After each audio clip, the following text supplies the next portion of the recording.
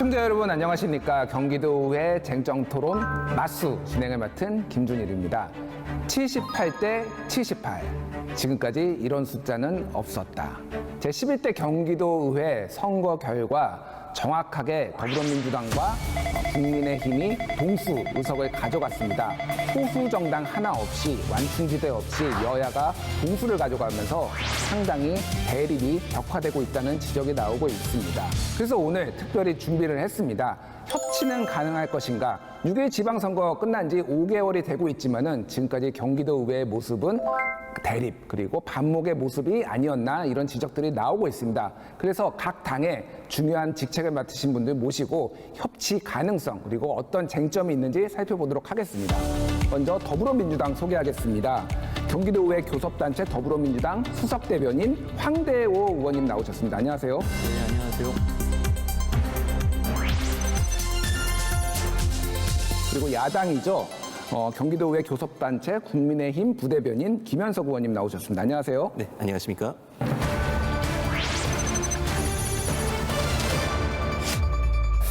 자, 본격적으로 토론을 좀 들어가기 앞서서 제가 지금 경기도 의회 상황을 제가 좀 간단히 설명을 드리고 그래야지 좀 보시는 시청자들이 이해를 하실 것 같아요. 6월 1일에 지방선거가 끝나고 이제 7월 1일에 의회가 개원을 했는데 지금 현안들이 굉장히 끊임없이 맞부딪혔습니다. 첫 번째는 이제 의장 선출 문제를 놓고 상당히 이제 양당이 좀 갈등을 빚었습니다. 왜냐면은 동수이기 때문에 이걸 어떤 방식으로 뽑느냐에 따라서 굉장히 달라질 수가 있어서 그 선출 방식을 놓고 긴장 관계가 있었고요. 그 다음에는 이제 원구성, 이제 뭐 국회를 생각하시면 되는데 지방의회도 어떤 상임위를 어떤 분들이 맡느냐 이거를 가지고 또 양당에 좀 갈등이 있었고요. 그런 다음에 지금 추경안 경기도의회 추경안을 놓고 그리고 예산안 심사를 놓고 지금 양당과 또 지자체와 좀 갈등이 있고 그 이후에 이제 여야정 협의회를 구성을 하기로 되어 있는데 이것도 지금 구성이 안 되고 있고 파행으로 좀 이루어지고 있다라고 말씀을 드리겠습니다. 이런 현안들이 있는데 이런 현안들에 대해서 두 분께 어떤 의견들 좀 여쭤보도록 하겠습니다. 자, 일단은 선거가 6월 1일에 끝나고 지방의회가 열렸는데 좀 지각 개원을 했어요. 이제 의장 선출 갈등으로 인해서 좀 여러 잡음들이 있었던 것으로 압니다. 결국은 이제 자유투표로 진행을 해가지고 더불어민주당 출신 염동현 의원이 이제 의장으로 이제 당선이 됐습니다. 자, 이 과정에 대해서는 조금 이제 의견들이 좀 많이 다르신 것 같아요. 민주당 입장 먼저 좀 들어보죠. 네. 일단 78대 78 이제 결과를 받아들이고 나서 그게 6월 1일이었고 7월 1일이 개원했으니까 이제 한 달 정도의 시간이 있었죠. 그 중간에 이제 이 11대 의회를 이끌어갈 대표단이 선출이 됩니다. 저희는 꼭 우리가 여당인 걸 떠나서 견제감시 기능을 위해서 상임위를 2개 더 늘리자. 그래서 정말 전문적인 시각을 가지고 견제감시 기능을 하자. 또 하나는 또 예결위도 늘리자. 그래서 이 기간에 교육청과 도가 한꺼번에 예결위를 하는 것은 물리적으로 불가능하니 조금 더 전문성을 가지고 가자. 이게 다 여야가 이견이 없는 의회 기능을 강화하자라는 요구도 있었었고 또 하나 어차피 의장 선거였는데 투표 방식이었습니다.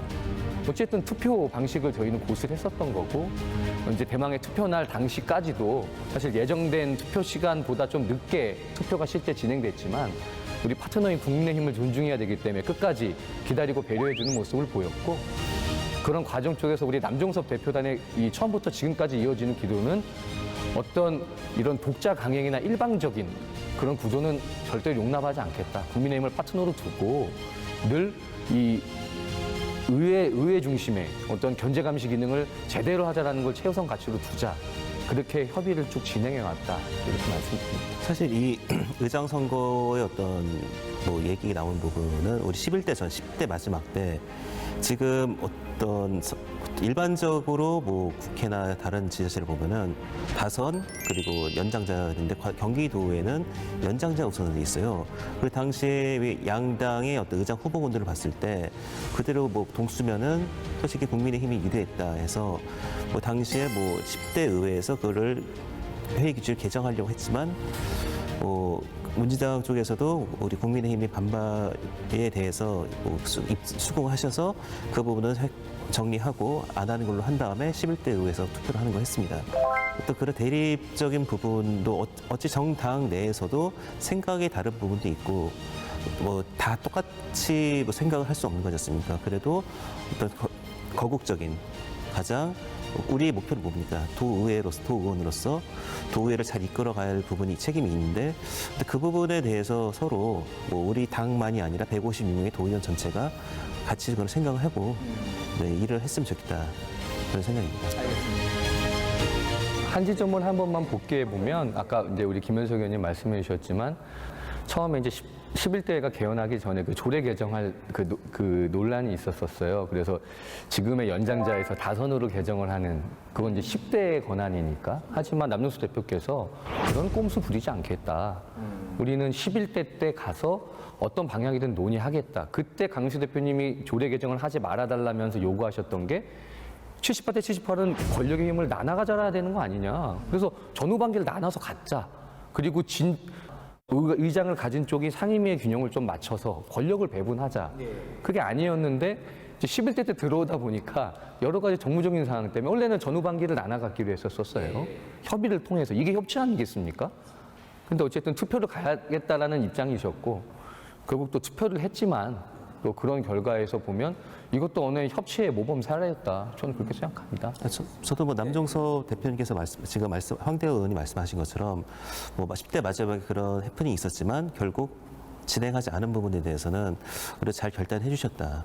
그 부분에 대해서는 어떻게 보면은 협치의 어떤 남 대표님께서 어떤 모범 사례로 시작하려고 하는 그 부분에 대해서는 저희도 높게 사고 있습니다. 알겠습니다. 자, 이제 의장 선거도 의장 선거지만은 중요한 거는 이제 상임위 구성 그리고 그 이후에 이제 예산 편성 이거가 문제였던 것 같아요. 지금 상임위 구성과 조금 여러 가지 구성을 놓고 여러 가지 좀 이견들이 있었는데 일단 상임위를 증설하는 안을 놓고 그 민주당하고 국민의힘하고 상당히 조금 이견이 있었던 걸로 알고 있습니다. 일단 그거에 대해서 좀 민주당 입장을 설명해 주시죠. 그러니까 지금의 그 건설교통위원회하고 그 일정 부분에 있던 기능을 통폐합해서 이제 환노위를 만들자라는 그런 얘기였죠.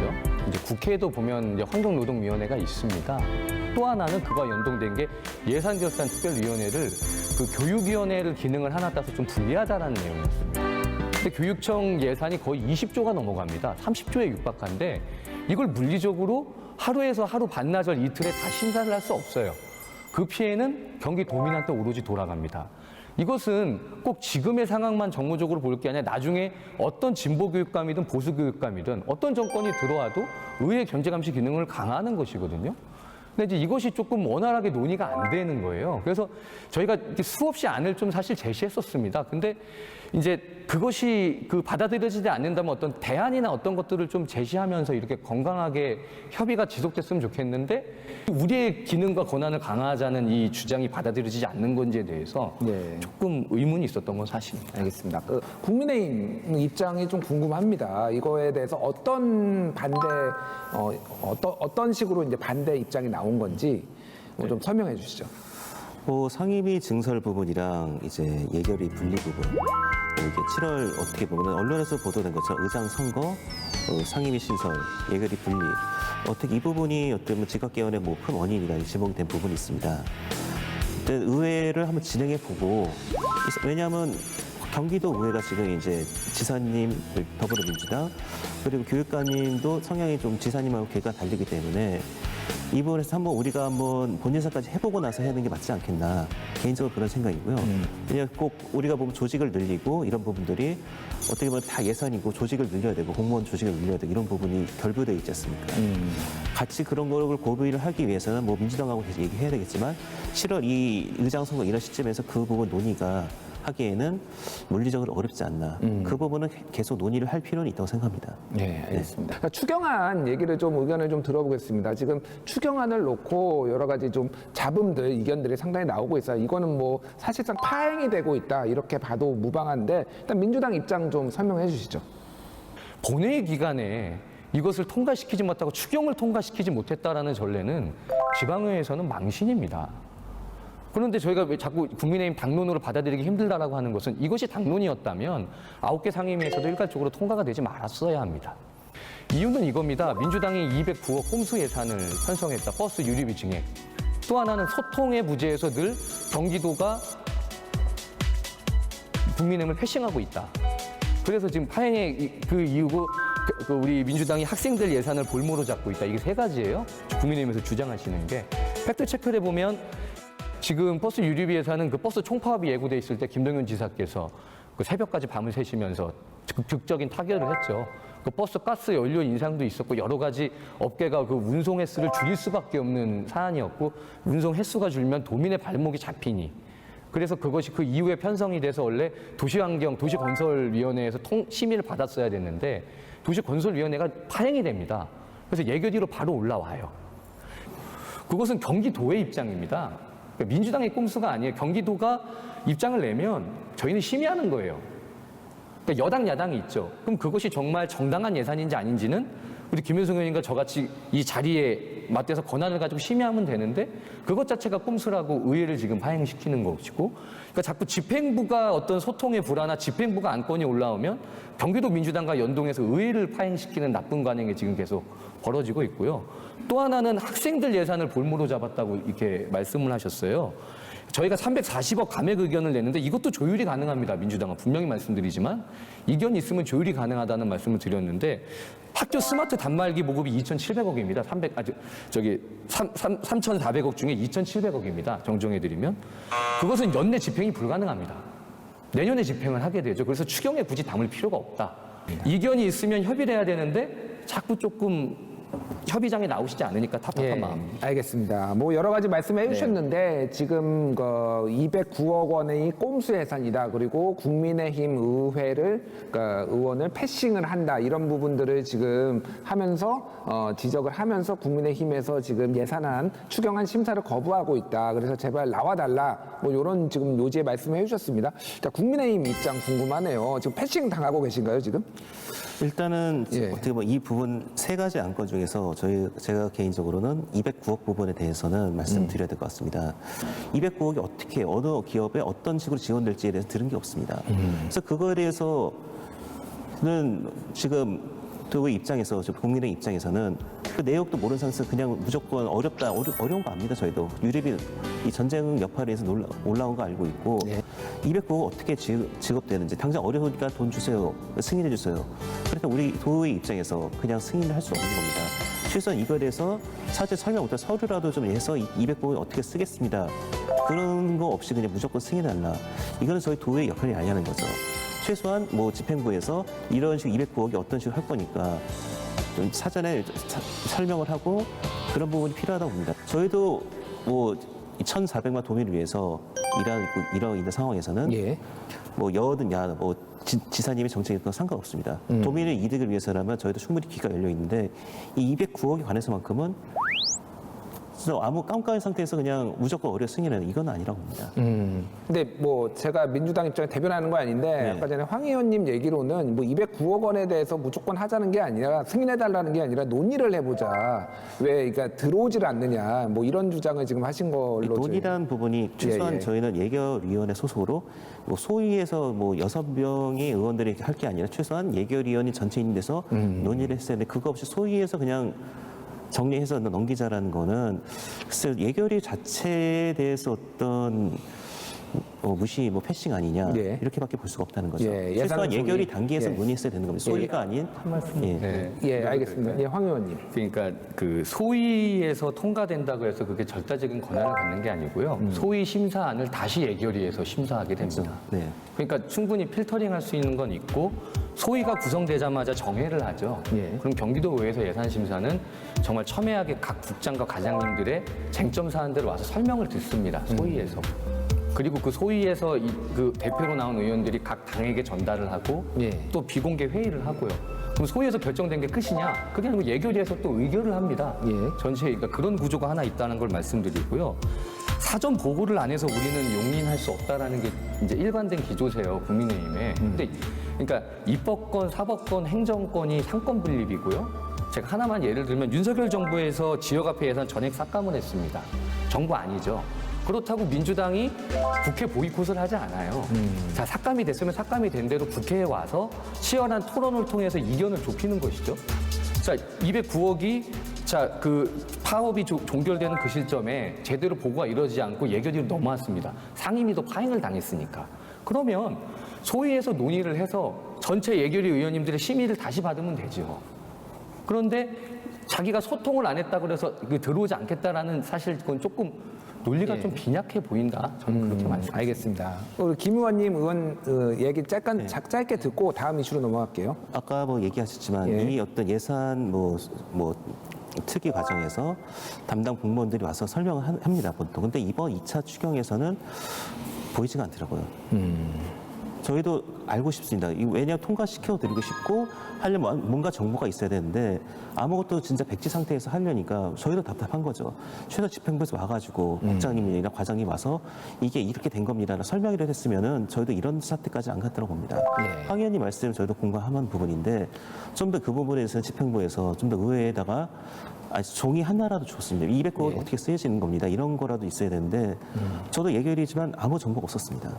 정말 아쉬운 부분이고요. 예, 예. 이게 뭐 209억 때문에 전체 2차 추경 예산 전체가 이렇게 된 부분은 저희도 되게 유감스럽습니다. 예, 알겠습니다. 아무쪼록 양당 대표단이나 뭐 예결위에서 어느 정도 조율이 돼가지고 이번에는 추경이 좀 통과됐으면 하는 바람입니다. 알겠습니다. 자, 어떻게 하면은 이 좀 건설적으로 여야가 협치를 할 수 있을까요? 좀 좋은 아이디어 한번 제시해 주시죠. 저는 일단 기본적인 우리가 선서했던 마음가짐을 가장 최우선 가치로 둬야 한다. 그러니까 당리 당략, 진영 논리가 중요한 게 아니에요. 정말로 경기도면 본연의 자세로 도민의 민생만 최우선 가치로 삼겠다 그러면 서로 간의 이견의 다름을 인정하게 되고요. 그건 조율과 타협이 됩니다. 사실 추경이 통과됐으면 그 당일날 진행하려고 했던 것이 여야정 협의체 구성이었어요. 여야정 협의체. 예, 여야정 협의체죠. 여야와 경기도가 함께하는 그런 협의체인데요. 거기에는 이제 양당 대표와 또 의장님, 그 다음에 또 경제부지사께서 이렇게 총괄 단장으로 해서 양쪽 대표단이 모여 있고요. 거기서 정말 이견이나 이런 것들이 있으면 상시적으로 협의하자. 이걸 예결위 때만이 아니라 수시로 한 달에 2번, 3번 이 모임을 활성화시켜서 이런 파행은 전 사전에 예방할 수 있다. 이렇게 생각합니다. 김현석 의원님은 좀 어떤 입장이신지 궁금합니다. 협치 어떻게 할 수 있을까요? 지금 황 의원이 말씀하신 여야정 협치를 해서 이끌어 가자는 부분은 저도 100% 공감합니다. 100% 공감하시나요? 예. 저는 협치의 마지막물이 지사님한테 있다고 봅니다.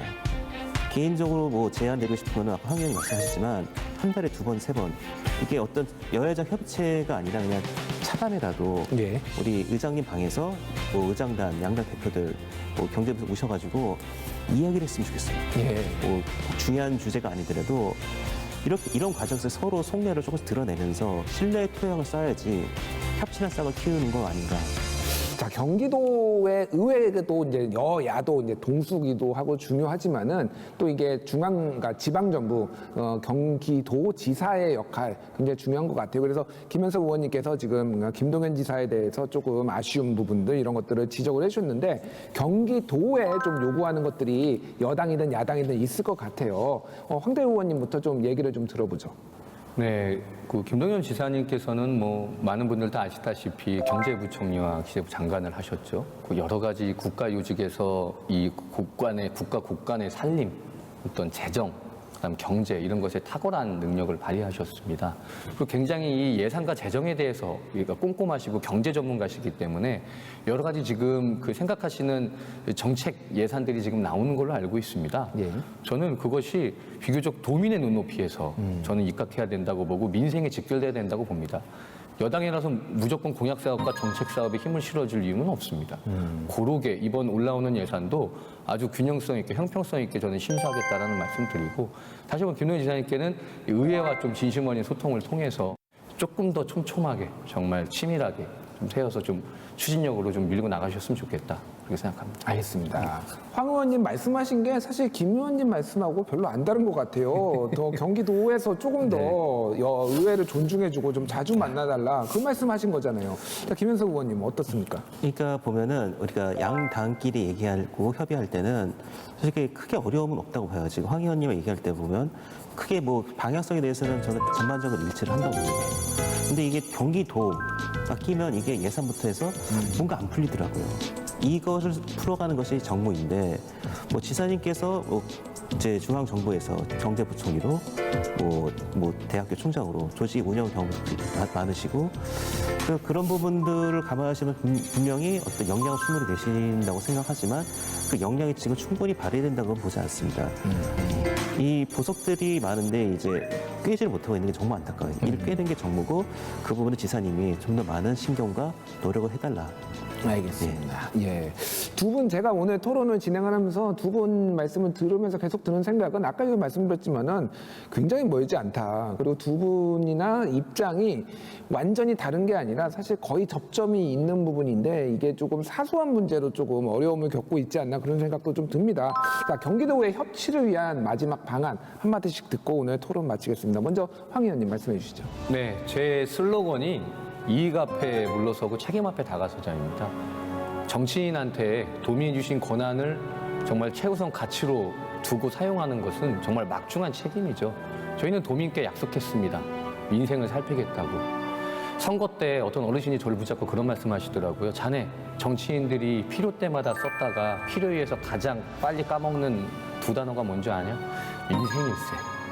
그 민생이라는 단어를 잊지 말아주시게 하시거든요. 오로지 민생을 보고 당리당량 내려놓고 정말 도민 주권을 위해서 남은 임기 최선을 다하겠다는 말씀드립니다. 예. 참 정치란 게 하면 할수록 어렵다라는 생각이 많이 듭니다. 보여지는 것만이 다가 아닌 뒤에서 그걸 조율하고 풀어가는 과정이 정치 부활이다. 이거에 대해서 저희가 정말 반성하고 저희가 정말 다 내려놓고 저희가 어떻게 보면 원점에서 다시 한번 논의하는 그런 시간이 필요한 거고 이번 본예산 과정에서 그 부분이 이제 원점에서 다시 들어가고 싶다. 그게 제 생각입니다. 예. 오늘 경기도 외 장점 토론 맞수 오늘 양당을 대표해서 두 분 의원님 출연해 주셔서 정말 감사드리고요. 예, 의회가 가진 권한 굉장히 많은데 양 당이 서로 협치를 해서 좀 현안을 해결을 하고 앞으로 경기도 의회 그리고 경기도 국민 시민들이 도민들이 더 잘 살 수 있는 그런 도정을 뒷받침하는 데 최선을 다했으면 좋겠습니다. 오늘 순서 여기서 마치겠습니다. 시청해 주신 여러분 감사합니다.